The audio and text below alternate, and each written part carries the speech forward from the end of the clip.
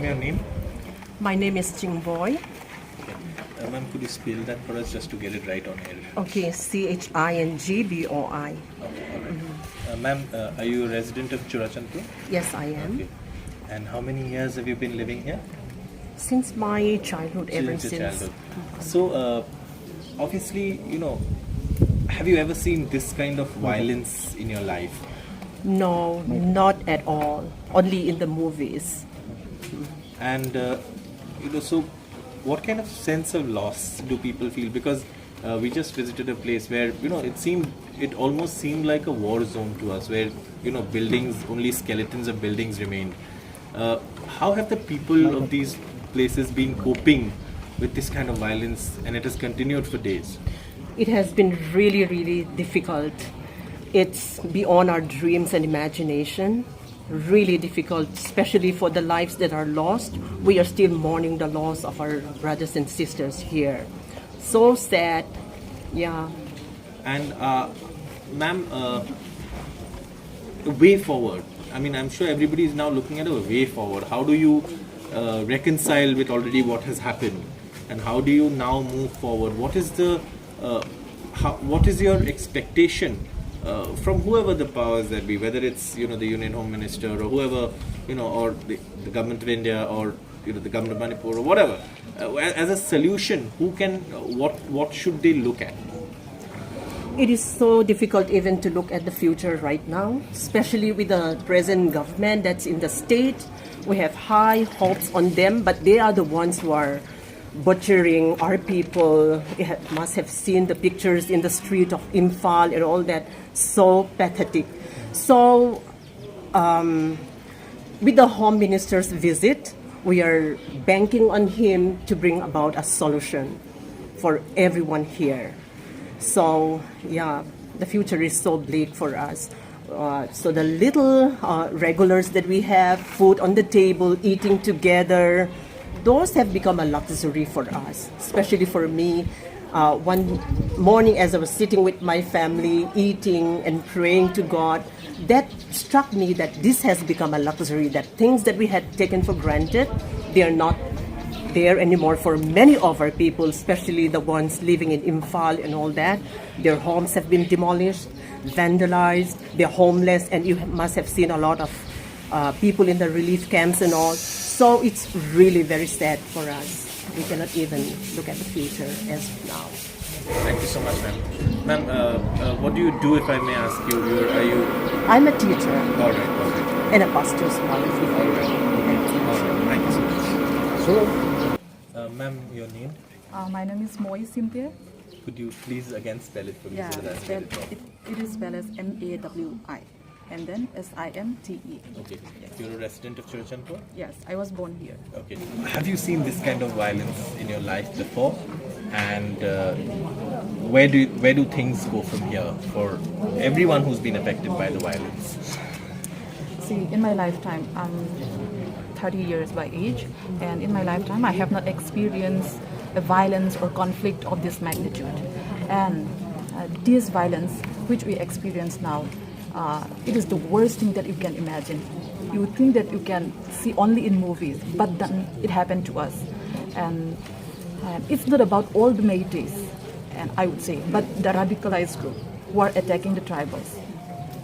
So, ma'am, is it possible, to see perhaps, what we saw in the state before May 3rd, that can people go back to living together? I don't think we can go back to status quo after all this incident, because the violence is so unimaginable. We never experienced this kind of violence. And people who are based in Imphal Valley, their houses are burned, they cannot go back even after the issue is resolved. And then our churches, which is a symbol of our religion, violating our fundamental right to religion. And then our MLS elected representative, our officers, they are not safe in Imphal. We do not feel secure and safe under the hands of the valley-based government. All right. So now the Home Minister is coming here. What's your expectation? What kind of solution do you think he should be looking at and he could provide as solace to you guys? Because obviously the only perhaps person who can now intervene and provide a solution that's acceptable to both sides is the Home Minister.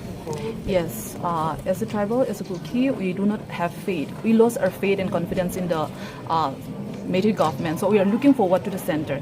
And our Honorable Home Minister, he is visiting our town today. And I hope that he will bring and he will have the political willingness to bring a permanent and peaceful solution for both the community. And for us at this point, we are demanding for justice, and justice can be equated to separate administration, because under their administration we do not feel safe and secure. Our land, our rights, our identity, our history are not respected. They are distorted. And as a citizen of India, we have the rights and the privilege to enjoy all this like other citizens in different parts of the country. Thank you so much. Thank you. Get it out for me. My name is Chineha, Chinnehate. Okay. Ma'am, obviously you've been through a lot Yes. in the last few days. This kind of violence, how have you coped? How have you managed to sort of come to terms with what has happened? Actually, it's very difficult to manage and it's very difficult to cope. Actually, the one who is lying in the morgue, it was my blood sister, my cousin, my sister, my own sister, and then she's working in district hospital. Actually, on the 5th, on Friday night, she was having her duty in dialysis department, and then after her duty around 8, she called us up to pick her up, and then that time gunfire was there, then curfew was there, so we could not went her to pick her up. So she said that I'll just come in the corner and then I'll try to escape myself from this fire and all. So around 9, actually, there are like so many people are we don't know actually, but I'm 100% sure that they were the Metis militants, and then there was a gunfire, and then so on the spot itself my sister died. And obviously, if the violence continues, there are going to be further loss of life, loss of damage, and so obviously the first priority is to end the violence. Yes, of course.